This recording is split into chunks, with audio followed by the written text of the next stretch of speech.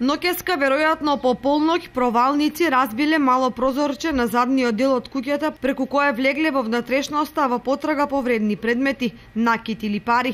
Меѓутоа, по деталното пребарување не пронашле плен каков што очекувале од гастрабајтер во Швајцарија, па бесни и со намера да ги покријат трагите, подметнале пожар со цел да ја запалат куќата.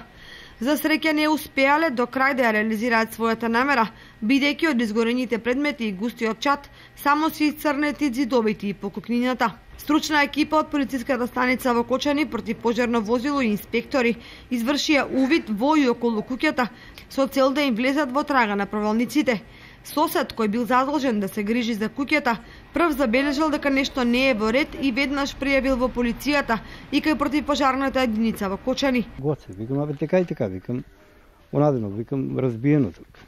Дојде он и се јавиме одма на полиција и пожарното. И... Вие прво го забележавте дека Да, немаше фалиме едно трупче, што има.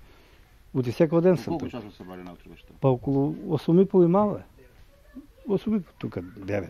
И се посомневавте веднаш? И па одма, чим видов дека трупчето ставено таму, зазвони му на братанец му. Викам, дојде, викам, така и така, вика. Вика, ова. И клучото, жена му пошта работи. Звони и на полицијата, и на пожарната.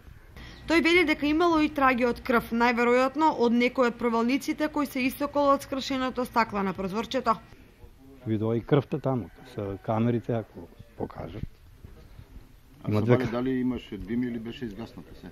Па жешко беше, не сум надркал, викам, полицијата ќе дојде да траговете да не унада. Според него, за кусо време ова е втора провална кражба во Мородвис, што значи дека градците се настравили на селото, во која многу куќи се празни поради тоа што собствениците се на работа во странство. Па има најден Бојко 40.000 евра му крадува. Главно се нудат куќи на луѓе кои се на привремена работа во странство. Па нормално. Нема домаќини овде. Да. Дали претпоставувате дали крадците се од тука или може од страна доаѓаат?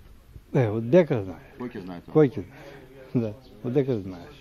Дознаваме дека една бабичка во соседната куќа слушнала ноќеска околу 2 часот, дека нешто силно треснало, па помислила дека повторно паднала круша врз лимениот кров во дворот, па не излегла да провери. Според првични сознанија и проценки, крадците се заминале со сиромашен плен, но штетата што ја предизвикале со пожарувањето на куќата е мощна голема.